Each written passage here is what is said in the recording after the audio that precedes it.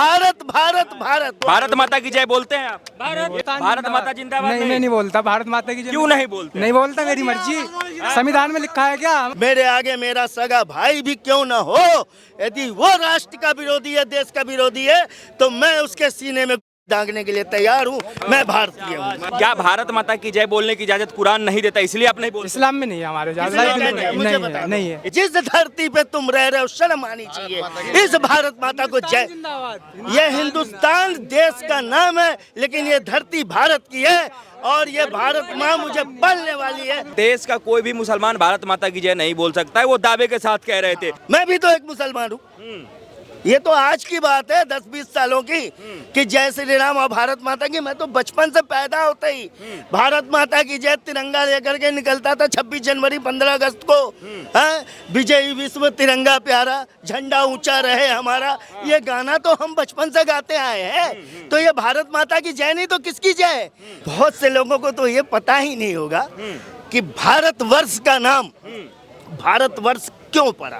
बहुत से लोग तो उस इतिहास को नहीं जानते होंगे। महाराजा दुष्यंत और रानी शकुंतला से उत्पन्न पुत्र जिसका नाम उन्होंने भरत रखा, उनके नाम से इस देश का नाम भारतवर्ष पड़ा। कठमुल्लों ने जिन्हें कोई ज्ञान नहीं है, जिन्हें कोई ज्ञान नहीं है, मैं दावे के साथ कहता हूँ उन्हें कोई ज्ञान नहीं है, उन कठमुल्लों को कोई ज्ञान नहीं है। मैं दावे के साथ कहता हूँ कि वो ज्ञान को जब भंडार नहीं इस देश के अंदर बांटते, समाज के अपने लोगों के अंदर बांटते, तो ऐसे लोगों की उत्पत्ति होती है। आप एक बात बताइए कि आप पहले मुसलमान हैं कि पहले भारतीय हैं? पहले मैं भारतीय हूँ, पहले इस धरती माता का पुत्र हूँ, उसके बाद मुसलमान हूँ या हिंदू या ईसाई या जैन या सिख हूँ। धर्म हमारा बाद में है। पहले तो हम नागरिक हैं, हम इंसान हैं यार। धर्म तो हमारा बाद में। अब प्रत्येक व्यक्ति का धर्म स्वयं उसके लिए होता है, वो समाज और संसार के लिए उसका धर्म नहीं होता है। वो अपने धर्म का अनुयायी स्वयं होता है, वो अपने धर्म का कर्ता धर्ता स्वयं होता है कि उसको ईश्वर को अपना जाकर के चेहरा कैसे दिखाना है, वो उसका जिम्मेदार वो खुद होता है। महोदय, आपने कहा कि आप इस धरती माता के पुत्र हैं, लेकिन कई लोग तो भारत को माता नहीं मानते हैं और माता छोड़िए जमीन का टुकड़ा मानते हैं, उसके बाद जो है सो भारत मानने के लिए तैयार नहीं है इस मिट्टी को। देखिए, मैं आपको बता रहा हूँ, देश के अंदर जो ये दुर्भावनापूर्ण बातें हैं कि भारत माता नहीं मानते, बोलते नहीं। बहुत जगह हमने भी सुना। एक जगह एक बड़े नेता थे, कहीं के उन्होंने कहा था कि मेरे गर्दन पे चाकू रख दो, मैं भारत माता की जय नहीं बोलूँगा। उस नेता से पूछना, वो दिन रात कहते हैं मादरे वतन जिंदाबाद, मादरे वतन जिंदाबाद, मादरे वतन जिंदाबाद। ये शब्द मादरे वतन है क्या? ये तो भारत माता ही है, ये तो भारत माता की जयकार है। शब्द अलग है, अर्थ अलग है, बोलने का ढंग अलग है, लेकिन उसका अर्थ एक ही है। पर्यायवाची शब्द में आपने देखा होगा, प्रत्येक चीज को 5 नामों से पुकारा जाता है। हाँ, है ना? तो पर्यायवाची शब्द है। अब वो वंदे मातरम नहीं बोलेंगे, भारत माता की जय नहीं बोलेंगे, लेकिन मादरे वतन जिंदाबाद तो बोल रहे हैं। आज वो जय श्री राम नहीं बोलेंगे, लेकिन जय भीम तो बोल रहे हैं। हाँ, जय फलाने जय ढकाने तो बोल रहे हैं, जिंदाबाद ये हो जाए जिंदाबाद हो जाए बोल रहे हैं, लेकिन जय श्री राम बोलने में उनको कांटे चुभ रहे हैं। राम के जयकारे क्यों ना हो भाई?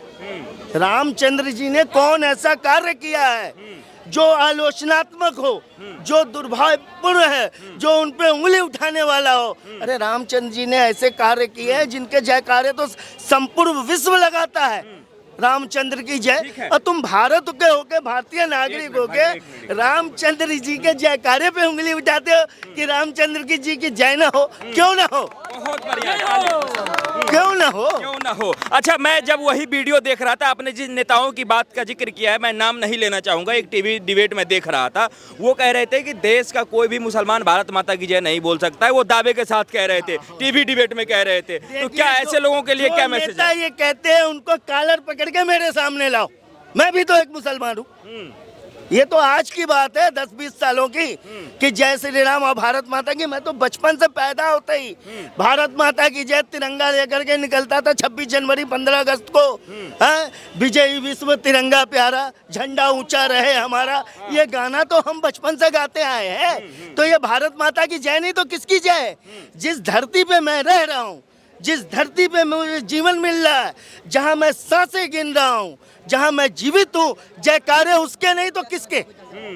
ये बताइए, जयकारे उसके नहीं तो किसके? लेकिन वो कोई एक व्यक्ति पर्सनली पूरे मुसलमान को कैसे कोट कर सकता है कि कोई मुसलमान नहीं बोलेगा, क्योंकि उन्हें जो है सो इजाजत ही नहीं है, उन्हें इजाजत नहीं मिलता है कुरान का। धर्म का कोई धर्म गुरु ऐसा नहीं है जो कि अपने समस्त नागरिकों को अपने साथ लेकर के चले।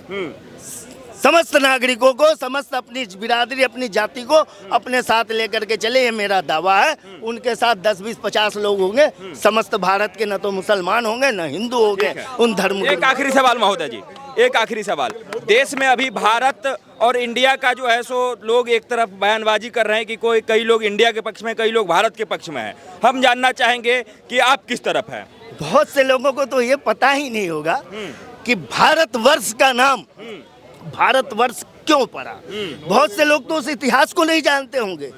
महाराजा दुष्यंत और रानी शकुंतला से उत्पन्न पुत्र जिसका नाम उन्होंने भरत रखा, उनके नाम से इस देश का नाम भारतवर्ष पड़ा। और ये कब पड़ा, ये इसकी प्राचीनता, इसके कालखंड को आज तक कोई इतिहासकार ये साबित नहीं कर सकता कि किस कालखंड में, किस समय के कितने हजार वर्ष पहले इस धरती का नाम भारत रखा गया था।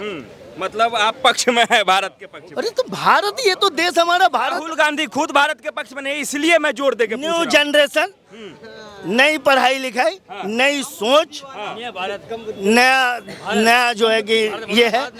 लेकिन जो हमारी संस्कृति है, परंपरा है, ये देश की धरती, विश्व की धरती कितने वर्षों से उत्पन्न है, यहाँ मानवता है, मानव है, ये तो इतिहासकार आज तक नहीं बता पाए। तो हमारा भारतवर्ष तो ये तो सदियों पुराना, इसकी प्राचीनता, प्राचीनतम क्या, इसका कोई इतिहास ही कोई नहीं निकाल सकता कि भारतवर्ष की धरती कब से भारतवर्ष है। और भारतवर्ष का क्षेत्रफल सीमित यही भारत तक नहीं है। बांग्लादेश, पाकिस्तान, श्रीलंका, अफगानिस्तान, बर्मा, नेपाल, भूटान, ये 7 भाग हैं जो हमारे, अफगानिस्तान की राजधानी का, ये 7 भागों में हमारा देश विभाजित हो चुका है, एक भाग बचा हुआ है। ये संपूर्ण जो धरातल स्थल है, ये सब भारत का ही, भारत के अधीन है, भारत के ही अंदर है। अच्छा, G20 सम्मेलन में मोदी जी अपने टेबल पे अब इस बार इंडिया की जगह भारत लिखाया था, कैसा गर्व की बात है, बड़े गर्व की बात है कि किसी को तो ये सोच आई, कोई तो इसके लिए किसी ने तो आगे कदम बढ़ाया।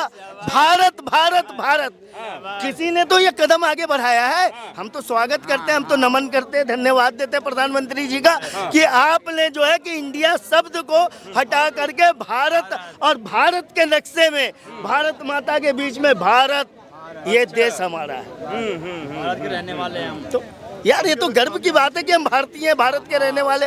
इंडिया शब्द इन्होंने तो, अंग्रेजों ने ये शब्द दिया, विदेशियों ने शब्द दिया। ये भारतवर्ष तो हमारा पुरातन, सनातन, पता नहीं कितने हजारों वर्षों से हमारा ये नाम है। भारत का रहने वाला हूँ। इधर आइए। चाचा तो मुझे मुसलमान ही क्या चीज कह रहे हो, क्या दिक्कत है इनसे? हाँ चाचा, क्या दिक्कत है? मोदी जी ने क्या कर दिया 10 सालों के अंदर, ये बता दो। देखो भाई, यहाँ बात हो रही है G20 सम्मेलन की। G20 से आप खुश हैं कि नहीं? मैं खुश नहीं हूँ। आप खुश नहीं हैं? जो भी हो रहा है देश के चुनाव के लिए हो रहा है, प्रचार कर रहे हैं। G20 चुनाव के लिए हो रहा है? प्रचार सब जगह, मोदी के पोस्टर लगे हुए हैं सब जगह। कितना पढ़े लिखे हैं? प्रचार, कितना पढ़े लिखे? अरे मैं तो रोटी खाता हूँ, समझदार हूँ, पढ़ा लिखा नहीं हूँ। पढ़ा लिखा हूँ, पढ़ा लिखा ऐसे ही है। क्या नाम हुआ आपका? मेरा नाम समीर है और राहुल गांधी आएगा इंशाल्लाह 2024। अच्छा, रुकिए। कुछ लोग ऐसे ही हैं, पहले कुछ ऐसे लोग ही हैं जिन्हें परिस्थितियां पता नहीं, जिन्हें उस स्थिति को पता नहीं है कि क्या है, और अपनी जो है कि मत जो है कि अपना जो है कि बनो स्थिति वहाँ पे उदाहरण देने लगते। इन ऐसे लोगों की वजह से ही इस देश के अंदर जो है ना, एक बंटवारेपन की जो राजनीति पनप रही है, एक भेदभाव की राजनीति पनप रही है कि पहले हमारा देश है, इस देश के लिए जो आज जो है आज जो है देश के अंदर G20 का जो मामला जो चल रहा है, G20 का जो मामला चल रहा है, बात उस विषय पे बात हो रही है। आगे ऐसे युवा को क्या कहेंगे जो बिल्कुल ही नॉलेज ही नहीं रखते हैं, कह रहे हैं कि ये चुनावी प्रक्रिया है G20। इनको वो समझना चाहिए कि G20 की प्रक्रिया चुनावी नहीं थी, ये देश के सम्मान और गर्व की बात थी। और विश्व के समस्त देश, ये तो विश्व के अलग अलग देशों में ऐसे आयोजन होते हैं। सौभाग्य है कि भारत को ऐसे आयोजन करने का मान सम्मान मिला। भारत ने, एक मिनट रुकिए, भारत माता की जय बोलते हैं आप? ये देखिए, भारत जिंदाबाद, भारत जिंदाबाद, हिंदुस्तान भारत जिंदाबाद। माता जिंदाबाद नहीं, नहीं। मैं नहीं बोलता भारत माता की जय। क्यों नहीं बोलते? नहीं बोलता, मेरी मर्जी। संविधान में लिखा है क्या? मतलब बोलता भाई? मैं ये बोलता हूँ हिंदुस्तान जिंदाबाद। बोलता क्या नहीं है? हिंदुस्तान जिंदाबाद। नहीं, बोलता क्या नहीं है? हिंदुस्तान जिंदाबाद, हिंदुस्तान, भारत माता की जिंदाबाद क्यों नहीं हिंदुस्तान बोलते? जिंदाबाद, क्या हिंदुस्तान दिक्कत है? अच्छा देखो, एक आपके सामने मैं दिखा दिया ना। हिंदुस्तान यही जिंदाबाद। है, तो चाचा को बोल देना, मैं नहीं बोलना। एक पढ़े लिखे और एक नासमझ व्यक्ति के अंदर का जो अंतर है। आप मादरे वतन जिंदाबाद बोलते हो, हिंदुस्तान जिंदाबाद ये बोल रहा हूँ मैं, भारत माता की जय नहीं बोल रहा। भारत माता की जय छोड़ो, आप मादरे वतन जिंदाबाद बोलते हो कि नहीं? देखो, ऐसे लोग हैं जिनकी वजह से जो है ना आज हमारे देश के अंदर समस्या, इनको शिक्षा की जरूरत है और इनको समझाने के, इनको जो है ज्ञान देने की कहाँ जरूरत से है। पाते हैं ये पहले पूछ लीजिए। किसने कहा है कि आप भारत माता की जय नहीं बोल सकते? फालतू बात करना नहीं चाहता किस, भाई। ये फालतू बात है? मतलब भारत माता की जय देखिए फालतू बात है। छोटे बेटे मेरी बात सुनो, हिंदुस्तान और भारत सबको माता पता है एक ही भाई बात देश है। के अंदर क्या चल रहा है, क्या नहीं चल रहा है। सब ये पागल हमारे बने हुए हैं, पिताजी के उम्र के हैं कि नहीं? हमारे पिताजी के उम्र के हैं कि नहीं? तो सम्मान क्यों नहीं है? देश के अंदर जो कुछ भी चल रहा है उसको खत्म करने की जिम्मेदारी हमारी तुम्हारी है, किसी और की है? हमारी तुम्हारी है ना। तो क्या इस चीज को खत्म करना नहीं चाहते हम लोग? खत्म करना चाहते हैं, चाहते हैं लेकिन ना? कुछ लोग नहीं चाहते इस चीज को नहीं खत्म तो करना। इसमें से तो आप ही लग रहे हो कि आप नहीं चाहते हो खत्म। देखो, ये जो स्थिति है, ये जो परिस्थिति है, इन परिस्थितियों को जब हम आप मिलकर खत्म करेंगे तभी होगा। अब एक क्लियर कर लेते हैं, क्या भारत माता की जय बोलने की इजाजत कुरान नहीं देता इसलिए आप नहीं बोलते? इस्लाम में नहीं है हमारे इस्लाम बिल्कुल में नहीं है, मुझे नहीं बता है, दो। नहीं है। इस्लाम में इजाजत नहीं है। हिंदुस्तान जिंदाबाद है और जिंदाबाद अच्छा, रहेगा। लेकिन ये लिखा है कि भारत माता की जय नहीं बोलना। इस्लाम में हिंदुस्तान कहाँ तक जिंदाबाद। आपने पढ़ाई करी है? इस्लाम में कैसे आप कह सकते हो कि इस्लाम में भारत माता की जय बोलना? तुम्हारे लिए कहा होगा, तुम कहते रहो।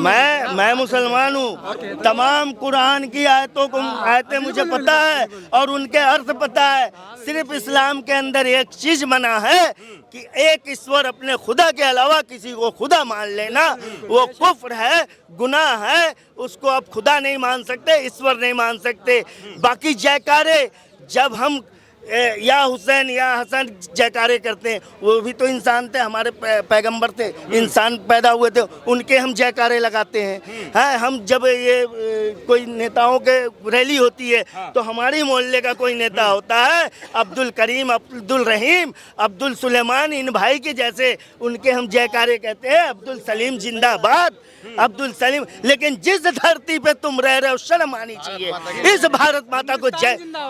ये हिंदुस्तान देश का नाम है, लेकिन ये धरती भारत की है और ये भारत माँ मुझे पलने वाली है, टाइम है ये दाना देने वाली है। काम धंधा भी देखो भाई अपना, आ गया घूमने। तुम्हारा ये धरती माँ नहीं मानते तुम? हिंदुस्तान जिंदाबाद। माँ नहीं मानते तुम? देख लीजिए, ऐसे ऐसे ही लोग थे हैं, ऐसे ही लोग हैं जिनके अंदर जो मुसलमान होते हुए भी उन्हें इस्लाम धर्म के बारे में नहीं पता कि इस्लाम क्या कहता है। इस्लाम सबसे पहले वो कहता है कि जिस जमीन पे तुम रहते हो, जिस जमीन पे पलते हो, जिस सरकार के अधीन हो, जिस गवर्नमेंट के अधीन हो, उसका सम्मान करो, उनकी बातों को मानो। ये इस्लाम कहता है। और ये इस्लाम के जानने वाले लोग सिर्फ नाम के मुसलमान बन जाते हैं और बीच में घुस करके नफरत फैलाने का काम करते ऐसे हैं। युवाओं के मस्तिष्क पे कब्जा कैसे कर लिया है लोगों ने? ये उन कंठित कुंठाधारी कठमुल्लों ने जिन्हें कोई ज्ञान नहीं है, जिन्हें कोई ज्ञान नहीं है, मैं दावे के साथ कहता हूँ उन्हें कोई ज्ञान नहीं है।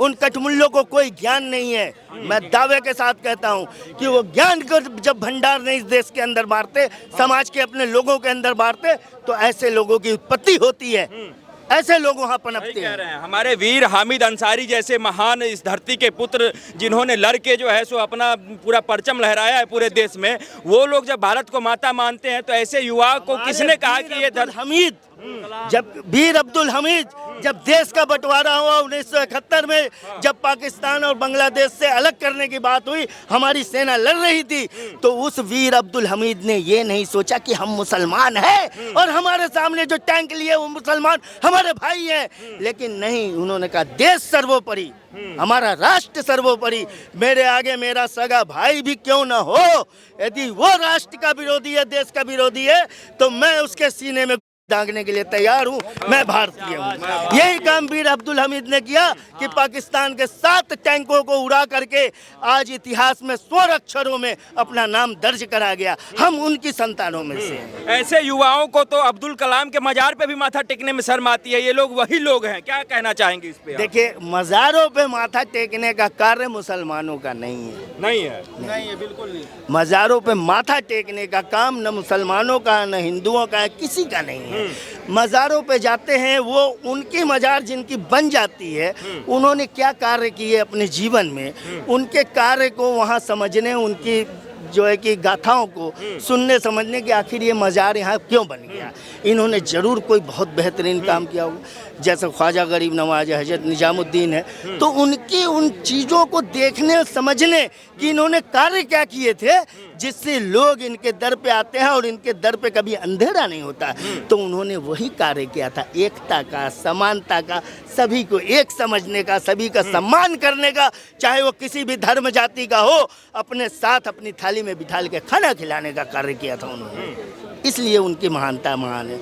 आज जाइए देवा शरीफ, ये अकबरपुर के पास है, देवा शरीफ फैजाबाद के अंदर, आप जाइए वहाँ देखिए, होली के दिन हमारे हिंदू भाई उस मजार के अंदर, देवा शरीफ के अंदर आते हैं और होली मनाते हैं। तो वो तो पीर पैगंबरों से वो चलता आया ये परंपरा। हाँ, तो इस परंपरे में आज की जो जनरेशन है हमारी, आज के जो हमारे बच्चे हैं, ये नफरत जो बांधे हुए ना, हिंदू मुसलमान, अरे सभी इसी धरती के संतान है यार। सभी धर्मों में कुछ न कुछ बुराइयां हैं, कुछ न कुछ उनकी अपनी कृत्यों में जो है कि कमियां हैं। उन कमियों को उजागर करना चाहिए, एक दूसरे को समझाना चाहिए, उनसे जो है कि सौहार्दपूर्ण तरीके से उन्हें समझाना चाहिए कि आपके धर्म में ये कुरीतियां हैं, इन्हें समाप्त कीजिए। इससे समाज का भला नहीं होता, समाज को नुकसान पहुंच रहा है। पहले तो हमें समाज देखना है ना, समाज देखना चाहिए, धर्म तो बाद में देखना है। महोदय, जितना भी देर हमने आपसे बात किया, एकदम बिल्कुल सभी लोग जितने थे सब सुन रहे थे आपको बड़े ही।